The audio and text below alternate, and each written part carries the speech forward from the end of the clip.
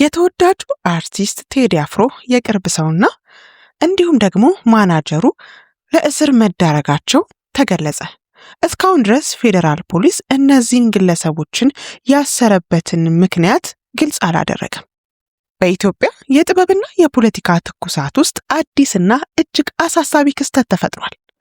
የሀገሪቱ አንጋፋና ተወዳጅ የሙዚቃ ኮከብ የሆነው የቴዎድሮስ ካሳሁን ወይም ቴዲ አፍሮ የረጅም ዘመን የቅርብ ወዳጅና የዘወትር የስቱዲዮ አጋሩ የሆነው የሱፍ ያሲን ዛሬ ከሰዓት በፊት በፌዴራል ፖሊሶች በቁጥጥር ስር መዋሉን የቤተሰብ ምንጮች ገልጸዋል። እንደ ቤተሰብ መረጃ 6 በሚሆኑ የፌዴራል ፖሊስ አባላት የተፈጸመው ይህ ድንገተኛ ዘመቻ በሕግ ጥላ ስር ከመዋል ባለፈ ከባድ የሰብአዊ መብት ጥሰት የታየበትም ነው።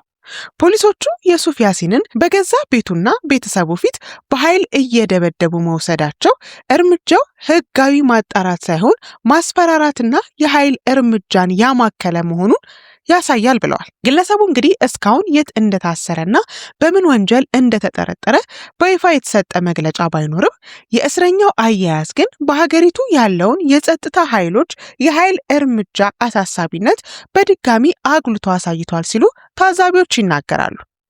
የዚህ ዜና የፖለቲካና የደህንነት ስበት የሚያርፈው የሱፍ ያሲን ግለሰባዊ ማንነት ይልቅ ከቴዲ አፍሮ ጋር ባለው እጅግ የጠበቀ ትስስር ላይ ነው። የሱፍ ከቴዲ አፍሮ ጋር በየቀኑ አብሮ የሚውል በስቱዲዮ ስራዎቹ የማይለይና የልብ ወዳጁ መሆኑ ይታወቃል። በፖለቲካዊና የደህንነት ትንታኔ መነጽር ሲታይ የጸጥታ ኃይሎች የቴዲን የቅርብ ሰው በዚህ መልኩ በኃይልና በድብደባ መውሰዳቸው በቀጥታም ሆነ በተዘዋዋሪ በራሱ በድምፃዊው ላይ የተቃጣ የስነ ልቦናዊ ጫናና የማስጠንቀቂያ መልእክት ሊሆን ይችላል በሚል ጠንካራ ስጋት ፈጥሯል። እንግዲህ ሁላችንም እንደምናውቀው የተወዳጁ አርቲስት ቴዲ አፍሮ አልበም እጅጉን አነጋጋሪ ሆኗል። ኢትዮጵያን ብቻ ሳይሆን ዓለምን በማነጋገር ላይ ይገኛል። እጅግ በሚያስገርም ሁኔታ ሪከርድን የሰበረ እይታንም አስገኝቷል። በዚህ በጥቂት ቀናት ውስጥ ከ7 ሚሊዮን በላይ እይታዎችን በማስመዝገብ ነው እንግዲህ ዓለምን ሊያነቃቃ የቻለው። ከ18ቱ ትራኮች ውስጥ ደግሞ በተለይ ዳስጣል የተሰኘው ዜማ እጅጉን አነጋጋሪና አሁን እነዚህን ግለሰቦች በእስር ሊያውላቸው የቻለው ሙዚቃ እንደሆነም እየተነገረ ይገኛል። እንግዲህ ዳስጣል የተሰኘው ሙዚቃ ፖለቲካዊ ይዘት ያለውና አሁን ሀገሪቷ ያለችበትን ሁኔታ በተረዳበት መነጽር የዘፈነው ሙዚቃ እንደመሆኑ ብዙ ኢትዮጵያውያን እንግዲህ አሁን ያለችበት ሁኔታ ያልጣማቸው ያሳሰባቸው ኢትዮጵያውያን ወደውት አድንቀውት እያዳመጡት እና ሀገሪቷንም እያነቃነቀ እንደሚገኝ እንግዲህ አሁን እየተደረጉ ያሉ ድርጊቶች ማሳያዎች ናቸው። ከዚህ በፊትም እንግዲህ ሙዚቃው ከወጣ ቀን አንስቶ የሱን ሙዚቃ ሲያዳምጡ የተገኙ ግለሰቦች እየታሰሩ እንደነበርም የተለያዩ መረጃዎች ደርሰውናል። ከዛም ባሻገር እንግዲህ የመልስ ምት በሚመስል መልኩ ቡሎ ቡሎ በተሰኘው ሙዚቃው የምናውቀው ድምፃዊ ነጠላ ዜማንም እንግዲህ 2 ቀን ባልሞላ ጊዜ ውስጥ ሰርቶ መልቀቁ ይታወቃል። የቴዎድሮስ ካሳሁን ሙዚቃ ዘርና ሃይማኖትን የሚጠቅስ እንዳልሆነ ብዙዎች እየገለጹ ይገኛሉ። ነገር ግን የመልስ ምት በሚመስል መልኩ የተሰነዘረው ሙዚቃ ግን ዘርን ያማከለ አንድን ክልል ብቻ የደገፈ ሙዚቃ መሆኑ አንዳንድ ሰዎችን ወይም አንዳንድ የቴዲ አፍሮን አድናቂዎች እንዲሁም ደግሞ የሱ አድናቂዎች ያልሆኑ ሰዎችንም ትንሽ አነጋግሯል። ልክ ባልሆነ እይታ ልክ ባልሆነ መረዳት ውስጥ እንዳሉ ድምፃውያኖቹ የተነተኑ የተለያዩ ባለሙያዎችንም እንግዲህ ተመልክተናል። ከትንታኔ ውስጥም እንግዲህ በጥቂቱ ቀንጨብ አድርጌ ለማስታወስ እሞክራለሁ። በትንታኔዎቹ ላይ ቴዲ አፍሮ ስለ ዘር አልዘፈነም ወይም ስለ አንድ ብሔር ብቻ ለይቶ አልዘፈነም። ስለ ኢትዮጵያዊነት ነው የዘፈነው።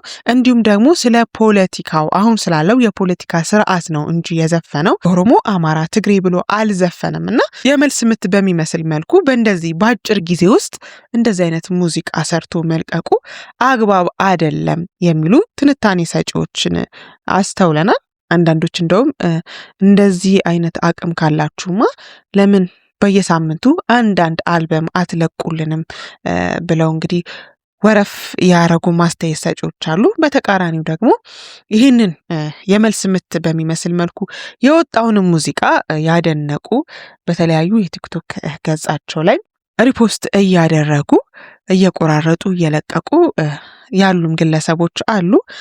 ከዛም ባሻገር ደግሞ ዋናውና ትልቁ ጉዳይ የእነዚህ ግለሰቦች መታሰር ብቻ ሳይሆን እንደሰማነው ከሆነ ሐሙስ 8 ሰዓት ላይ ነው ቴዲ አፍሮ አልበሙን የለቀቀው። በዛኑ ዕለት ለተለያዩ የቴሌቪዥን ጣቢያዎች እንዲሁም የሬዲዮ ጣቢያዎች ደብዳቤ እንደደረሳቸውም ሰምተናል። ማንኛውንም የቴዲ አፍሮን ሙዚቃ የአሁኑን ብቻ አይደለም ከዚህ በፊት የሰራቸው ስራዎች በሙሉ በማንኛውም የቴሌቪዥንም ሆነ የሬዲዮ ጣቢያ እንዲታገድ እንደተደረገ ነው እንግዲህ መረጃዎች የደረሱን።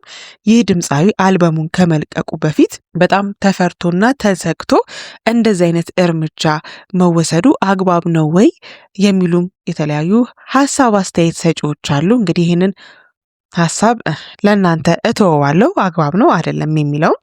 ነገር ግን አንድ ድምፃዊ ዘፈን ያወጣል ወይም አንድ ድምፃዊ አልበም ያወጣል ተብሎ ይህን ያክል በመንግስት ባለስልጣናት ደረጃ እስከ መፈራት የደረሰበት ጉዳይ ሁሉንም ሰው ግራ እንዳጋባው እርግጠኛ ነኝ። ምክንያቱም መንግስት ሙዚቃ ማዳመጥ አይደለም ስራው። ሀገሪቷ ላይ ስላሉ ክፍተቶች፣ ሀገሪቷ ላይ እየተፈጠሩ ስላሉ ችግሮች እንዲሁም ደግሞ ስለ ሀገሪቷ ልማት፣ ስለ ሀገሪቷ እድገት ነው መጨነቅ ያለበት እንጂ አንድ ድምፃዊ ሙዚቃ ያወጣል ወይም አልበም ይለቃል እናም ከመልቀቁ በፊት እንደዚህ አይነት መግለጫዎች እንስጥ ወይም ከለቀቀ በኋላ ይህንን እናደርግበት የሚለው ጉዳይ የሚያሳስበው አይመስለንም። ጥበብ እንግዲህ መነጽር ናት። የተለያዩ ክፍተቶችን የምታሳይ የተለያዩ መንገዶችን የምትመራ ናትና እንደ ሀሳብ ከሚዘፈኑ ሙዚቃዎች ወይም ከሚሰሩት ቲያትሮች ነቀፋዎችን ቢኖሩ፣ ክፍተቶችን ቢኖሩ፣ ጉድለቶችን ቢኖሩ ማሳያዎች ናቸውና የሚጠቅመው ነገር ከዛ ላይ ቢወሰድ መልካም ነው ለማለት እንወዳለን። እንዲህ አይነት ግርግር ከመፍጠር በተሻለ የሚጠቅሙ ሀሳቦች፣ የሚጠቅሙ ጉዳዮች እንደዚህም ነበር እንዴ፣ ኦኬ ይሄ ክፍተት አለብን እንዴ ብሎ ነገሩን ማስተካከል ቢቻል ጥሩ ነው ለማለት እንወዳለን። ከዛ ባሻገር እንግዲህ የቴዲ አፍሮን አልበም ተከትሎ አንድ የአሜሪካ ባለስልጣን ህዝቡን እንግዲህ ተጋበዙ፣ ተዝናኑበት ብሎ መጋበዙንም እንግዲህ ሰምተናል። በዓለም አቀፍ ደረጃ ቋንቋውን የማይሰሙ ግለሰቦች እንኳን እየተነቃቁበት ወይም ደግሞ እየመረጡት የሚገኝ ሙዚቃ ይህን ያህል ለምን አነጋጋሪ ሊሆን እንደቻለ አልገባንም የሚሉ አስተያየት ሰጪዎችንም ታዝበናል። በተጨማሪም ከቴዲ አፍሮ ማናጀር እና የቅርብ ሰው መታሰር ጋር ተያይዞ የተለያዩ መግለጫዎች እየወጡ ይገኛሉ። እንደ እውነቱ ከመንግስት ባለስልጣናት ምንም አይነት መግለጫ አልተሰጠም። ነገር ግን ይህንን የተመለከቱ ግለሰቦች የተለያዩ አስተያየቶችን የተለያዩ ሀሳቦችን እየሰነዘሩ ይገኛሉ። የቴዲ አፍሮ ማናጀር ኢትዮጵያዊ ትሁን እንጂ ወይም ትውልዷ ኢትዮጵያዊ ይሁን እንጂ የውጭ ዜግነት ያላት ግለሰብ ናት። እናም እንግዲህ ከዛ ጋር ተያይዞ ትልቅ ጥያቄ ሊያስነሳ የሚችል ጉዳይ እንደሆነም እየተሰጋ ይገኛል። ይህ አዝማሚያ እንግዲህ በቴዲ አፍሮ ማናጀር እና የቅርብ ወዳጅ ላይ ብቻ አነጣጥሮ የሚያቆም እንዳልሆነም ነው እየተሰጋና እየተፈራ የሚገኘው።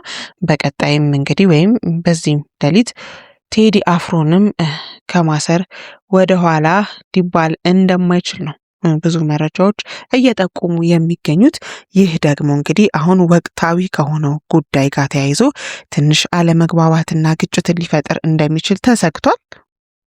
እንደሚታወቀው መጪው የምርጫ ወር ነውና ይሄ ግርግር በዚህ ሰዓት መፈጠሩ አግባብነት እንደሌለውም ነው የተለያዩ ሀሳብ አስተያየት ሰጪዎች እየሰነዘሩ ያሉት። እንግዲህ ቀደም ብዬ ለመግለጽ እንደሞከርኩት ዳስጣል የተሰኘው የቴዲ አፍሮ ሙዚቃ የተለያዩ ፖለቲካዊ ትንታኔዎች በተለያዩ ሰዎች ዘንድ እየተሰጠ እየተመነዘረ እየተዘረዘረ ይገኛልና ያው የተለያዩ ሰዎች ባላቸው አቅም መረዳት በሚችሉበት ልክ ነው እየመነዘሩትና እየዘረዘሩት ያሉት። ይህም እንግዲህ እንደምታዩት ከባድ የሆነ ግርግርን አስነስቷል። የቴዲን ማናጀር እና የቅርብ ሰው አሳስሯል። ቀጣዩ ማን ነው? እንግዲህ አብረን የምናይ ይሆናል። ይህ ጉዳይ ለቴዲ ቤተሰቦችም ጭምር እንግዲህ አስጊ እንደሆነ ነው መረጃዎች እየጠቆሙን የሚገኙት። ከዚህ ቀጥሎ የሚኖሩ መረጃዎችን እንግዲህ ለእናንተ ለማድረስ ቃል እየገባን ለዛሬ የያዝነውን መረጃ ወይም ለአሁን ያጠናቀርነውን መረጃ ከወዲሁ አገባደድን። መልካም ጊዜ። ቸር ያሰማን ኢትዮጵያዊ።